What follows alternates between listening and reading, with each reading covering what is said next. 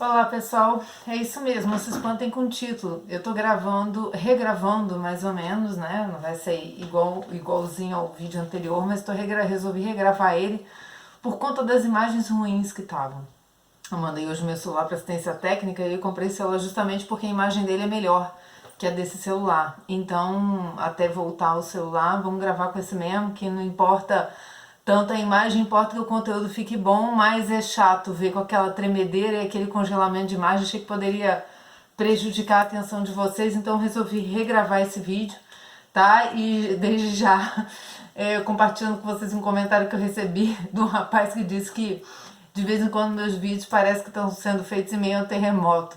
Realmente, eu vou procurar fazer meus vídeos curtos com o celular apoiado em algum lugar também, para não ficar com essa sensação de que tá tremendo, tá bom? Então, pela qualidade do serviço, vamos pedir o Espírito Santo que nos ilumine, Santa Teresinha que nos ajude. Em nome do Pai, do Filho e do Espírito Santo. Amém. Vinde, Espírito Santo, enchei os corações dos vossos fiéis, acendei neles o fogo do vosso amor. Enviai o vosso Espírito e tudo será criado e renovareis a face da terra. Ó Deus, que instruís os corações dos vossos fiéis com a luz do Espírito Santo, fazei que apreciemos retamente todas as coisas segundo o mesmo Espírito e gozemos sempre da sua consolação por Cristo, Senhor nosso. Amém. Santa Teresinha do Menino Jesus, rogai por nós. Em nome do Pai, do Filho e do Espírito Santo. Amém.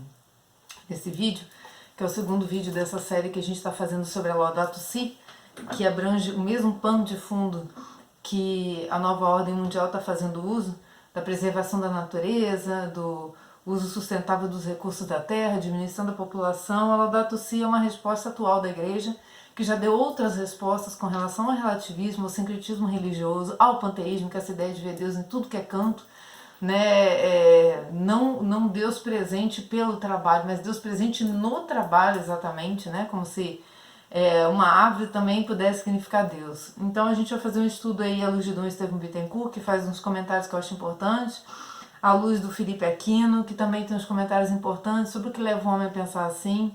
Então vamos começar esse vídeo fazendo aquele mesmo alerta que eu fiz nesse vídeo que eu estou substituindo, que eu acho muito importante esse alerta, pessoal, porque a gente tem que acreditar que o Espírito Santo trabalha na igreja, seja nos leigos, seja nos padres, seja onde for. Dentro da Igreja Católica tem os erros, mas o Espírito Santo está guiando a igreja, né? Assim nos prometeu Jesus e ele mesmo fez um alerta para nós em Lucas 12:7.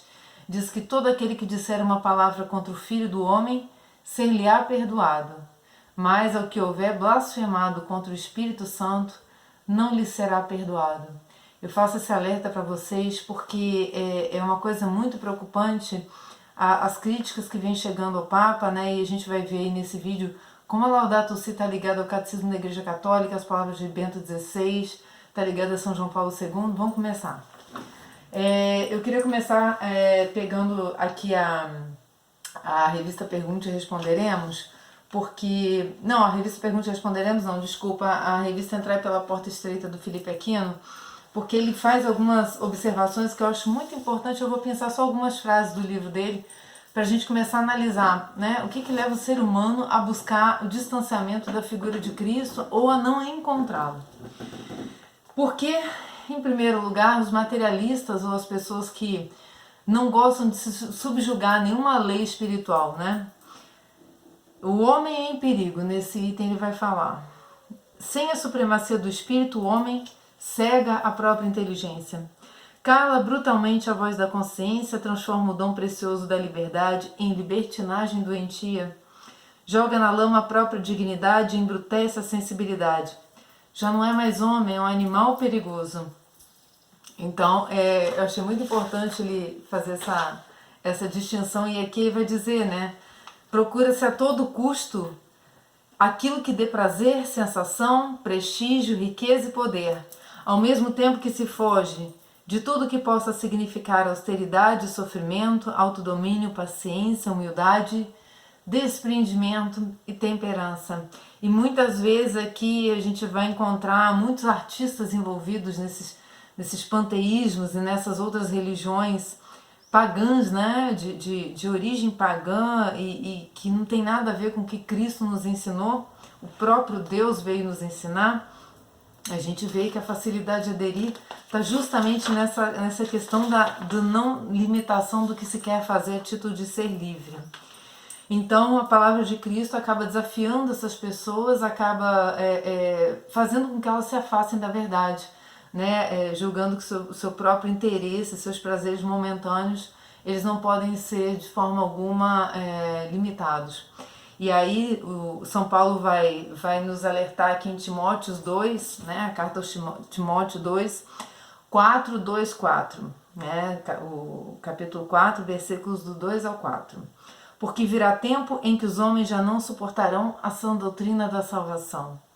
Tendo nos ouvidos o desejo de ouvir novidades, escolherão para si, ao capricho de suas paixões, uma multidão de mestres, afastarão os ouvidos da verdade e se atirarão às fábulas.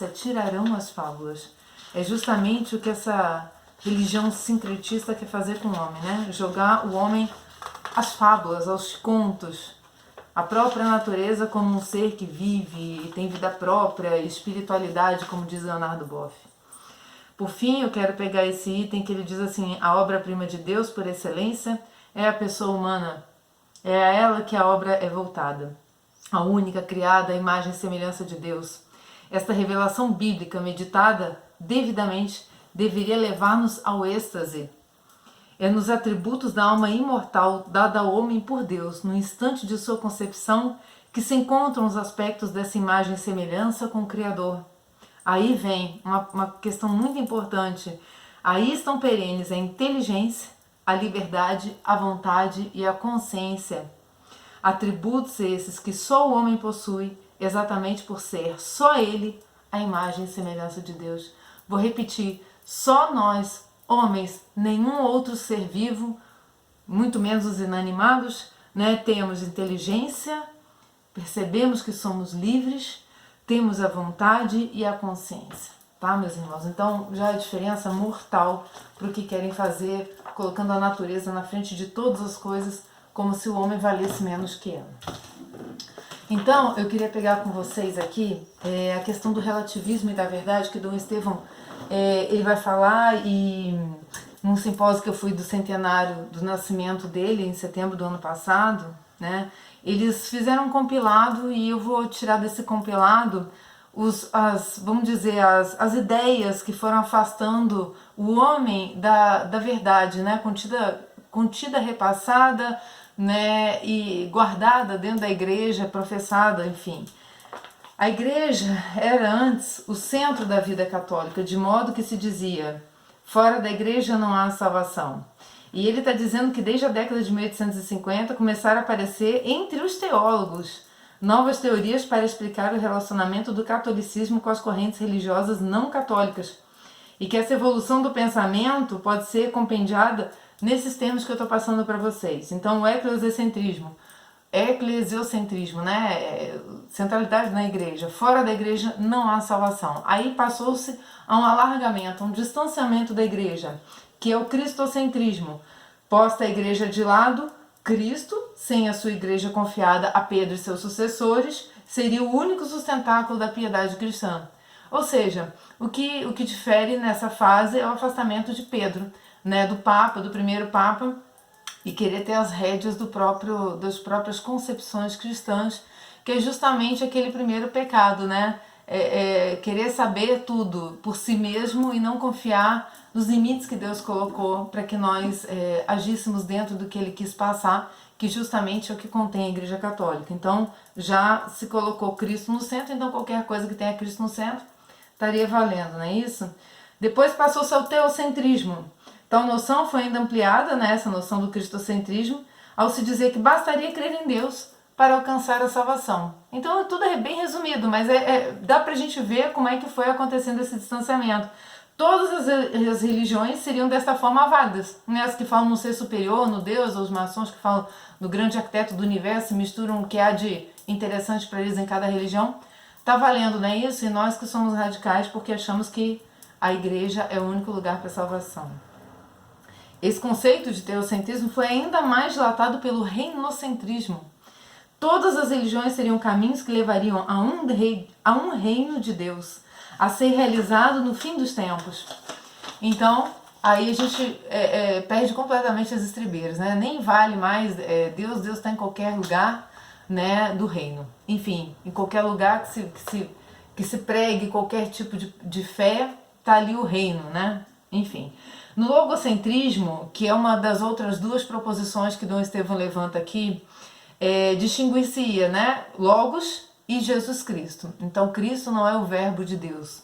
O Logos, dizem, atua no mundo inteiro, de modo que qualquer manifestação religiosa pode ser tida como inspirada pelo verbo de Deus. Este quis aparecer visivelmente na figura de Cristo. Cristo é um título, não salva. E a gente ouve muito, né? Muita gente confusa com relação a isso. Quem salva é o Logos, que quis ser reconhecido pelos cristãos como Jesus Cristo, né? Como cristãos, né? Então, nas outras religiões se reconhece o Logos como? O Logos, que cultuamos como Cristo, age em todas as religiões, é o que eu acabei de falar. E o pneumacentrismo, né, de pneuma, espírito, há também quem diga que o espírito é quem atua no mundo inteiro e em qualquer religião. Aí, gente, já escancarou as portas do absurdo, né? Os cristãos dizem recebem de Jesus a graça da salvação. Graça essa que os não cristãos recebem através do Espírito Santo. Aí danou-se a nega do doce, aí qualquer coisa pode ser aceita, né? Se você cultivar Satanás a troco de dizer que está indo pelo Espírito de Deus, que ele te mostrou, o que está valendo, né? É o Espírito de Deus que está agindo. É um absurdo dos absurdos. Dessas concepções redundou o que a gente está querendo dizer aqui nesse vídeo, o relativismo religioso. Ninguém conhece plenamente a verdade de Deus, mas cada corrente religiosa possuiria apenas uma face da verdade. Então eu vou parar aqui, esse trechinho de Dom Estevão, porque eu quero entrar aqui com vocês na revista no livro do Poder Global, Religião Universal do Sanaúra. Ele cita uma passagem do então cardeal Ratzinger, né, Bento XVI, nosso Papa Emérito, e que ele vai dizer o seguinte, que o relativismo é o novo rosto da intolerância. Isso que a gente estava lendo aí agora é o rosto da intolerância. Por quê? Porque a título de achar todas as coisas legais e boas, eles acham que quem tem a verdade absoluta é aquele que está indo contra os tolerantes, né? Então presta atenção no que ele vai dizer. Diria que hoje realmente é uma dominação do relativismo. Quem não é relativista parece que é alguém intolerante. Pensar que se pode compreender a verdade essencial basta para ser visto como alguém intolerante, mas na realidade, esta exclusão da verdade é um tipo de intolerância muito grave e reduz as coisas essenciais da vida humana ao subjetivismo. Perfeito, né? Inclusive com relação àquilo que a gente estava lendo no Felipe Aquino. Estamos em tempos de perseguição. A perseguição de nós, os intolerantes, né? Então vamos fazer chacota com os intolerantes, né? Que não toleram nenhuma brincadeira. Falando da nossa fé, falando dos nossos papas, falando de Cristo no Natal. Mas acima de toda a consideração acomodatícia, a fidelidade a Jesus Cristo nos exige, aí que vai, meus irmãos, nos exige defender, promover, ensinar, transmitir as verdades imutáveis. Quer gostem, quer não gostem. Né? Sentimos muito, mas sentimos mais ainda por aqueles que estão perdendo seu tempo de vida de buscar a verdade, né? De praticar a verdade em suas vidas. Na revista Pergunte e Responderemos, de número 464 de 2001, Dom Estevão Bittencourt coloca uma frase aqui que resume quando ele está citando a Dominus Jesus, que a gente sabe que é aquela carta que veio falar justamente do relativismo na igreja, que estava entrando junto com a Carta da Terra. Então, em cima disso, né, São João Paulo II, já saiu publicando a Dominus Jesus, que veio pelas mãos de Bento XVI, né, pela Congregação da Doutrina da Fé. E aqui, quando ele faz essa observação, Dom Estevão fala uma frase que eu acho muito interessante para toda essa nossa reflexão aqui. Muitos hoje em dia afirmam, Dom Estevão está dizendo, todas as religiões são equivalentes entre si e colhem de cada corrente religiosa o que lhes agrada para fazer sua própria religião. Outros colocam Jesus ao lado dos grandes homens religiosos da história sem professar a divindade de Cristo. São aquelas proposições que a gente estava lendo ali, que Dom Estevão também fez aquele resumo, né? Outros ainda colocam no mesmo plano os textos sagrados das grandes religiões, a Bíblia, os Vedas, o Corão, quer dizer, aquela questão do Logos, né? A palavra está dada, não importa se é o Espírito que está iluminando, está valendo, tudo tem o mesmo valor. Ora, Se a fé católica é a resposta a Deus que se revela em Jesus Cristo e que nos dá seu Espírito Santo para que vivamos em comunhão com o Pai, tais modos de pensar são incompatíveis com a fé católica. Ou seja, um católico não pode professar o credo e ao mesmo tempo não achar nada demais que as outras religiões estão falando. Respeitar é uma coisa, diálogo ecumênico é uma coisa, né? Acreditar, dizer que não vê nada demais e que isso tanto faz, já é uma coisa que eu acho bastante perigosa. Aqui Dom Estevão fala, deixa eu ver se eu acho um trechinho que ele fala do diálogo ecumênico. Ele fala assim, de ecumenismo.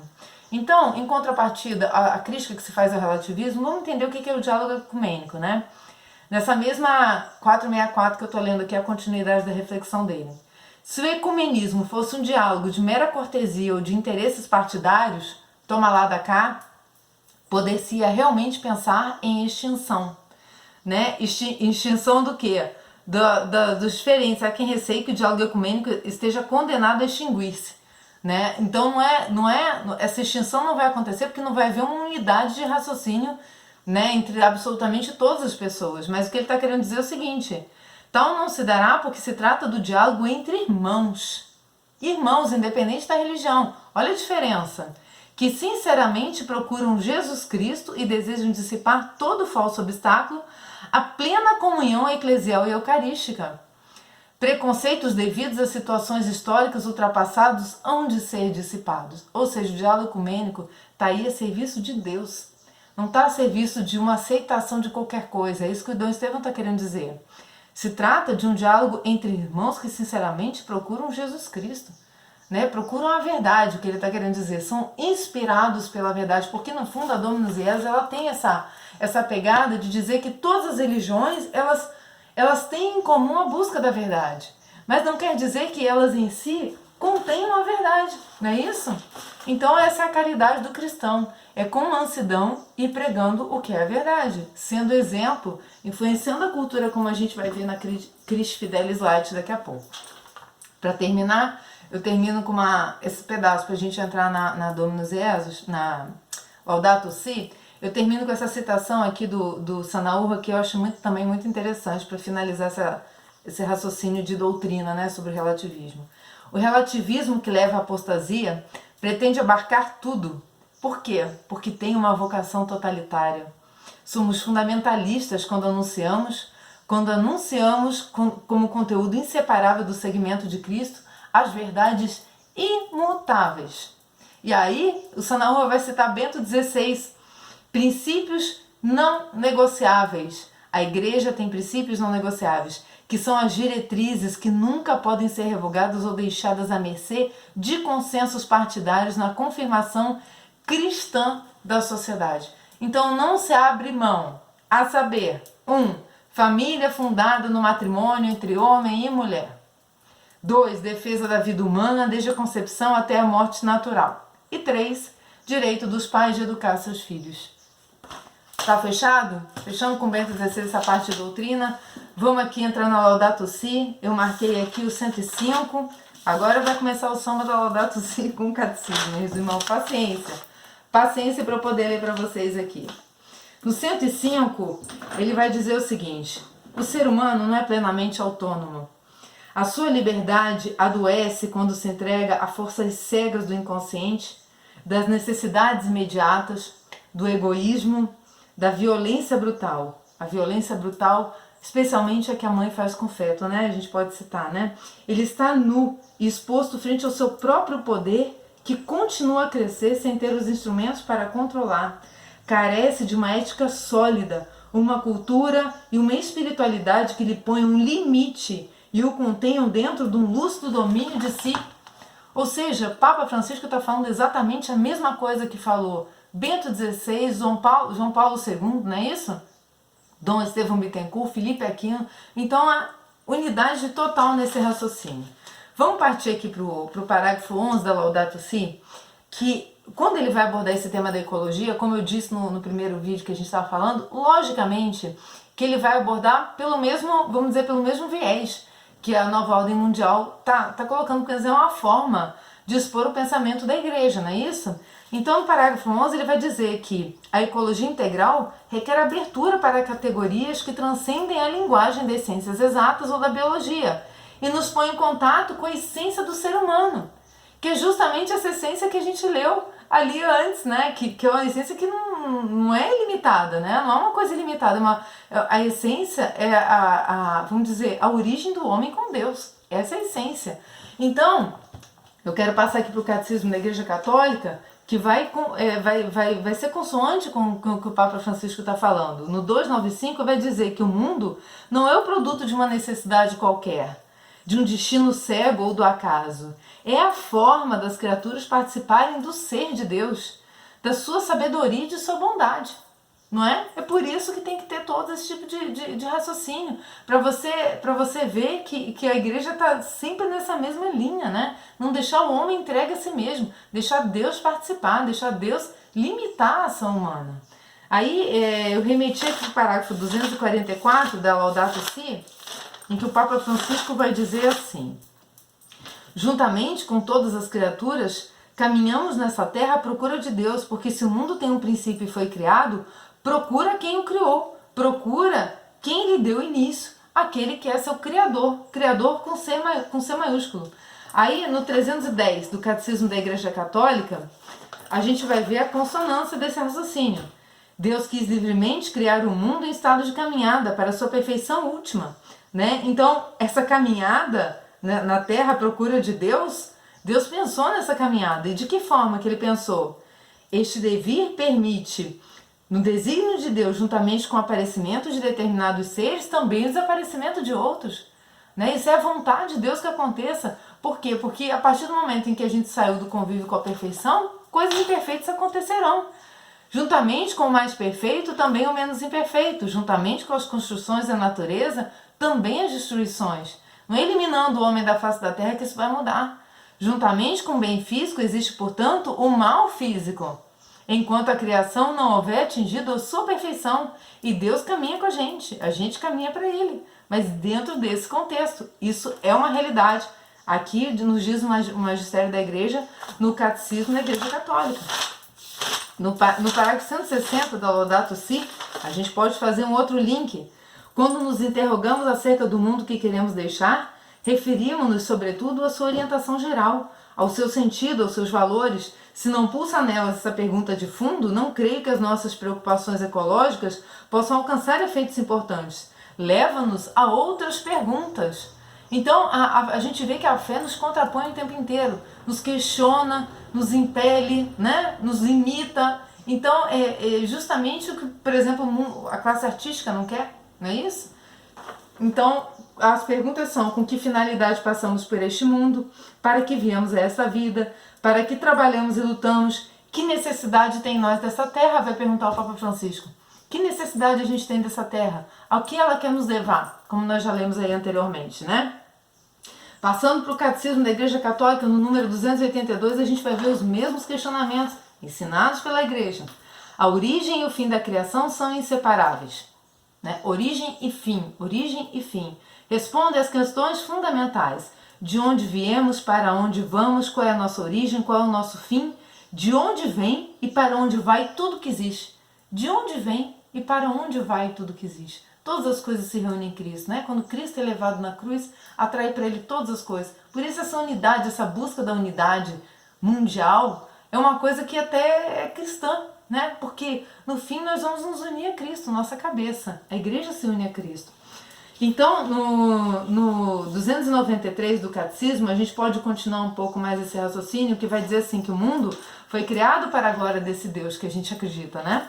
A glória de Deus. Deus criou todas as coisas não para aumentar sua glória, mas para manifestar a glória e para comunicar a sua glória. Vai dizer São Boaventura, que também é citado pelo Papa Francisco aqui no parágrafo 11 da Laudato Si, quando ele diz que São Francisco se encheu de ternura pela natureza das criaturas por considerar a origem comum de todas as coisas. Olha que São Boaventura aqui e no Catecismo também. E vai continuar, Deus criou simultaneamente ambas as criaturas do nada, a espiritual e a corporal. E aí o Catecismo nos diz o que é essa glória que a gente está falando. No 294 ele diz: É a manifestação e comunicação de sua bondade em vista dos quais o mundo foi criado. O mundo foi criado para a felicidade eterna, para o encontro com o seu Criador. Aquele encontro que nós perdemos, aquele convívio que nós perdemos pela desobediência. Remetendo ao parágrafo 162 da Laudato Si, a deterioração ética e cultural acompanha a deterioração ecológica. Ou seja, o que sai de dentro do homem, as suas questões éticas e morais, é que ferem a natureza. Tanto a do homem, quanto a natureza que está aí pelo mundo. Vamos no 197 da Laudato Si. Não basta incluir considerações ecológicas superficiais enquanto não se puser em discussão a lógica subjacente à cultura atual. Que cultura é essa? A cultura do consumismo, a cultura do antropocentrismo desordenado, né? Essa cultura do subjetivismo, tudo para mim está valendo desde que responda o que eu quero da vida, não é isso? Eu remeti aqui ao 144 da Laudato Si, é bom que a gente vai lendo bastante, vai entendendo o raciocínio do Papa Francisco nela.